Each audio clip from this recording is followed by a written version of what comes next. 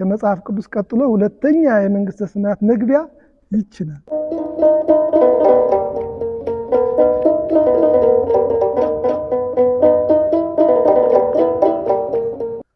በዚህ ወቅት የምናገለግለው አገልግሎት በዚች መጽሐፍ ያለው ነው።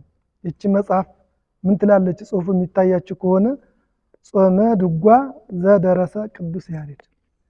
ይቺ መጽሐፍ በዚህ አብይ ጾም ውስጥ ከዘወረደ እሁድ ጀምሮ እስከ ቅዳሜ ስዑር ያለው ቀን በዚህ መጽሐፍ ያለው አገልግሎት ይከለከላል ማለት ነው።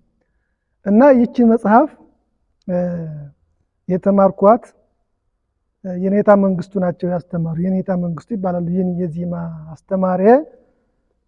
ከዚህ ቀደም ሌላ መጽሐፍ ነበረችኝ እንደዚች አይነት አርሜ በስተመጨረሻ ተሰረቀች መጽሐፏ። አሁን ይቺ ሁለተኛ ገዝቻት ነው የምታዩት። ይቺ መጽሐፍ በጣም ነው የምወዳት። ይቺ ማለት ወደ መንግስተ ሰማያት የምታስገባኝ ቲኬት ናት ማለት ይቻላል። በዚህ ውስጥ ምን ይላል መሰላችሁ?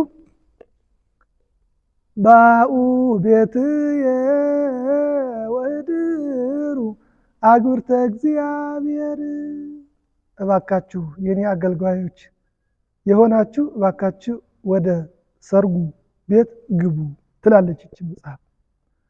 እና ይቺን መጽሐፍ ተማሯት፣ ትጠቅማችኋለች። የምታስተምረው ፍቅር ነው፣ ጾም ነው፣ ጸሎት ነው፣ ስግደት ነው፣ ምጽዋት ነው።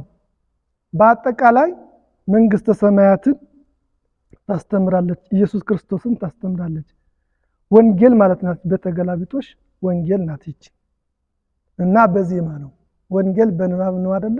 ይቺ ደግሞ በዜማ ነው። እና ሌላ ደግሞ የምደግምላችሁ ዜማ በዚች መጽሐፍ ሁሉ ሰው ይጠቅሳታል።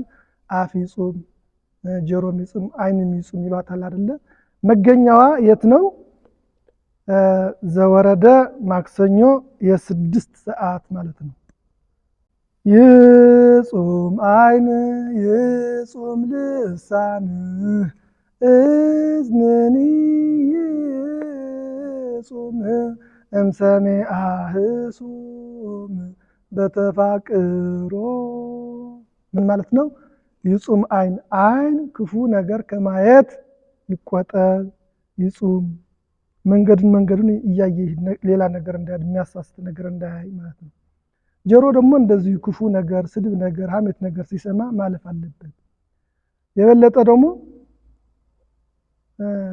አፍ ክፉ ነገር ከመናገር መቆጠብ አለበት። ለምን?